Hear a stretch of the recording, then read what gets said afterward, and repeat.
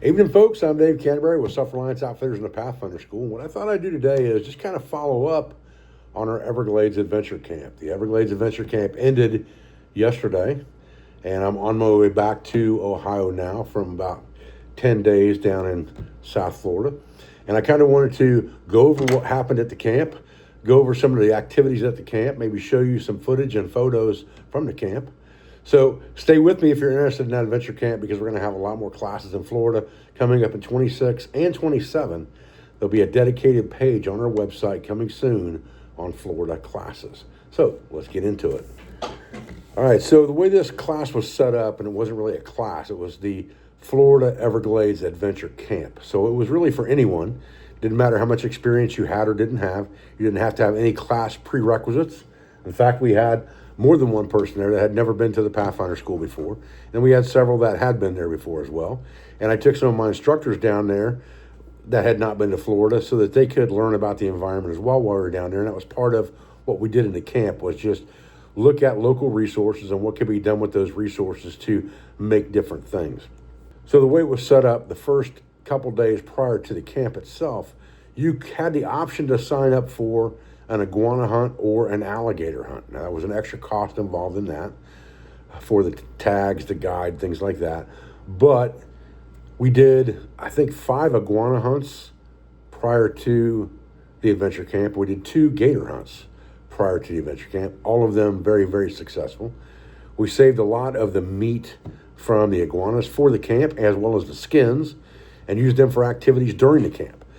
So what did we do at the Florida Everglades Adventure Camp? What we did was we started out, we drove in about 9.5 to 10K by boat to a remote area on a canal within the Everglades, and we camped. We set up camp in an area, again, 9.5 to 10K back away from civilization, set up a camp for 4 days.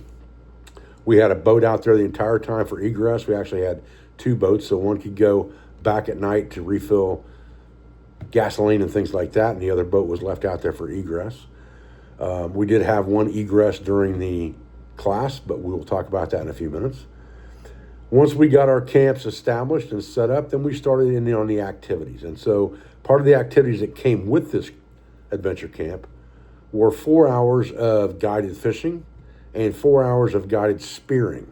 And I say spearing, I mean gigging fish. So the first day, right off the bat, once camps were set up, we took guys out and we went fishing, and we caught a load of fish. And all of those fish were brought back to camp. We did a demonstration for those who did not know how to do it on scaling those fish, filleting those fish. And then we fixed iguana. We also demonstrated how to clean iguanas, things like that. And we fixed iguana and fish for supper, and we demonstrated how to cook those things. We built a couple smokers and set that up so that we could preserve some of that meat as well. And then we took the iguana hides that we had removed from the iguanas that we brought back, and we put that into a glycerin and alcohol solution in a Ziploc bag for 48 hours so that we could then put it on a hoop, which was another activity that we did on day 3, I believe it was. So during the time when you weren't fishing on your 4 hours of fishing or spearing on your 4 hours of spearing, you were getting lessons within camp. The instructors were there teaching how to utilize natural resources. We did bow drill fires, we did cordage, we did containers, we did natural shelters, all of those bushcrafty type, survival type things, as well as showing how to utilize the resources off the landscape and primitive fish traps, as well as different ways of fishing for these invasive fish is basically what you catch. You do catch the bluegill, but mostly you catch invasive Oscars and invasive cichlids out there, but you can catch them one right after the other. They're bigger than your hand, most of them, and they're definitely good eating, just as good as bluegill or crappie, in my opinion. We also did some sextant type exercises where we taught them to take readings off the sun and things like that to figure latitude. So we did quite a few things out there that are not the norm, that are things that don't get taught at other schools, things that I thought were special to the water and Everglades environment that I thought people would enjoy.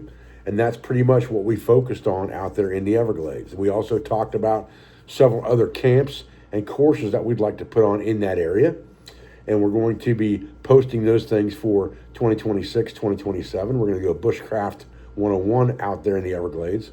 We're going to do an On the Water's Edge out there in the Everglades.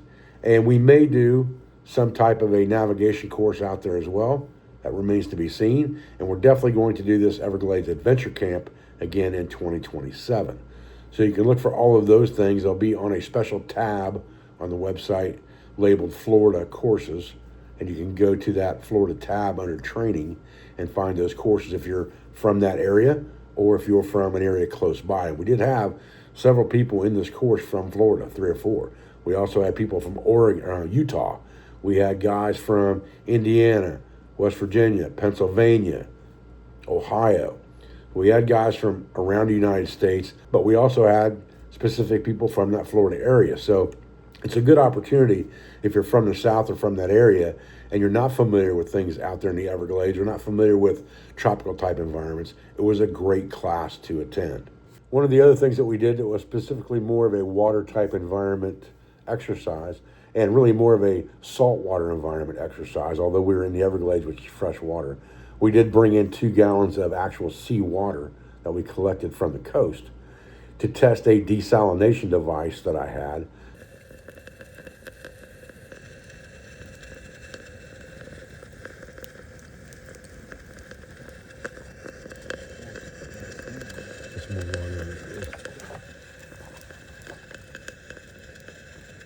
Just so you don't have cross-contamination, I would try to get it. Yeah, it is.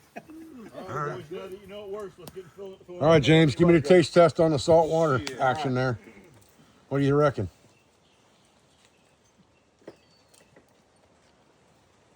It's good. I drank the salt water before. So it was seawater before. It's pure now. I mean, it tastes good. To see how well it was going to work. So everybody got a chance to kind of look at that, see how it works. We put it in the fire, we desalinated some water, and we passed it around and let people taste it to see what they thought. And that experiment went really, really well. So I'm working on carrying that desalination device on my website.